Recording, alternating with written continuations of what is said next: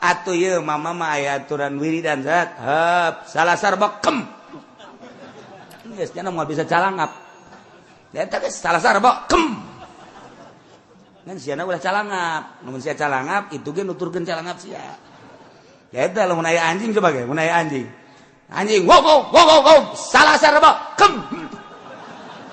moal daek gagonggong anu ieu teu muka mah ai anjingna mah terus bae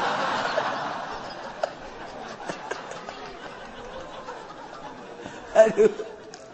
eta kolot bisaan kolot eta cek abas ya lamun aya anjing ngagogok geus bae salasa rebok kem geus ya ulah muka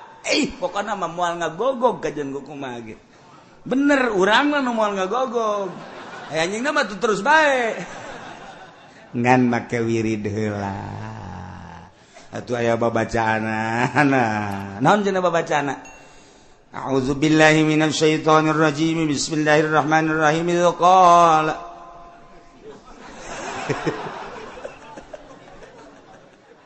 inni ra'aitu 11 kawkaban wasyamsa wal qamara ra'aituhum li sajidin salah sarbokem geus jadi resep beun awewe ka urang. Nah, ieu kudu syujaan, gagah. Dele sosok nu gagah engke. Resep urang boga pemimpin gagah, tampil prima perasaan. Hei. Kemudian nomor ke-9 nazaroin ngabogaan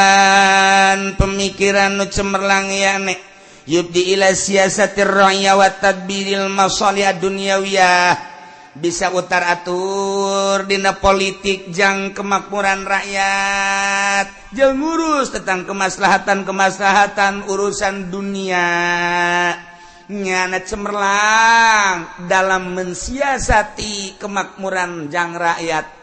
ketika rakyat teu boga kitu pausahaan nyana bisa menciptakan lapangan usaha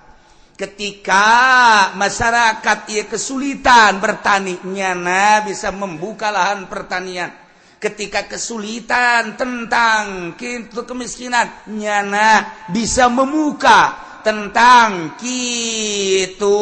menghilangkan kemiskinan ialah ngabogaan persiasatan nyana mensiasati kumaha bae carana supaya masyarakat ieu terangkat perpolitikan perekonomian perbudayaan kitu kene urusan-urusan pembangunan dan lain sebagainya sok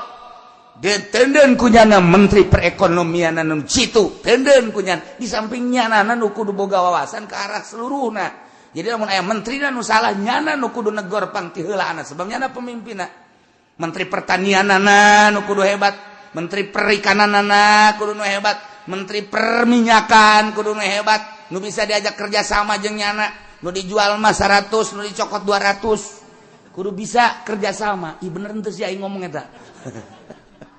nah kos kitulah negara jadi ngeunaheun negara teh maju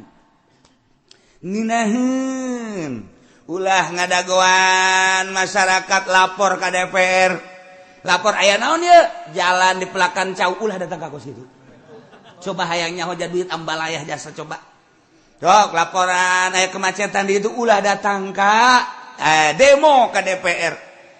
memecahkeun lagi geus teu barerecos wari mah coba atuh jakabehan ge nyanaho ieu kumaha ieu cara mengenangani kemacetan bila perlu di jalur atuh 2 jalan teh lamun masih kena 2 masih kena hese kena bae macet kena bae di tahap kurang teh jadi aya tahap hiji tahap 2 jalan teh kos imah bae kos gitu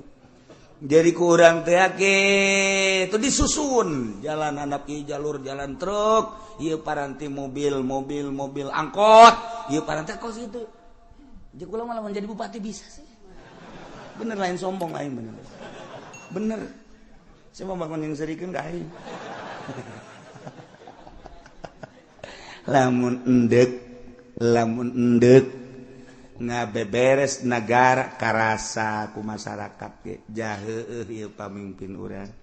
kajenting loba nu ngomong ge engke ge aya realisasi jaheueuh okos WH teh kajenting diomongkeun tapi nya mah kerja rapikan rapikan sanajan kesalahan jeung kakurangan loba tapi masyarakat dek ngomong naon jalan asal rusak hadean kantor anu lamun rusak hadean pendidikan anu teh gedungna hadean dek ngomong naon coba ayo dek ngomong naon sadean ngomong coba jahe tungtungna kan masyarakat oge nya ngomong mah ngomong bae tapi berangkat coba gitu tapi kan akhirnya sanajan kesalahan yang kelemahan nama tuh loba mun dibongkar mah anu teh tapi kan masyarakat dinilai ayalah realisasi nah jalan-jalan bae mah bagus coba nu kuari tadi kota tadi kabupaten mau di kabupaten mah bisa melak cau jadi empang segala rupa duit dikamanakeun eta teh nu mantak urang ngomong kos kitu kan mang milih urang mun aya mah kurang ditejekel ieu tarang heuy sia nang milih aing goblok dikira digawena sia itu kitu kan kurang ieu tuh aing tanggung jawab jeung negara aing lain negara sia emang negara sia ieu cek aing kitu mah coba pimpin ku sia ka dieukeun emang aing hayang cek nya aing teh hayang meureun aing asa leuwih berat tibatan sia ke ge ieu mah keur carita urang kan lamun meluapkan nurani urang kabeh kari itu kan cuman terpendam baik boro-boro urang sebagai rakyat teu nyahoana naon di tubuh birokrasi pemerintah ge ngaromong kieu amat sih kieu amat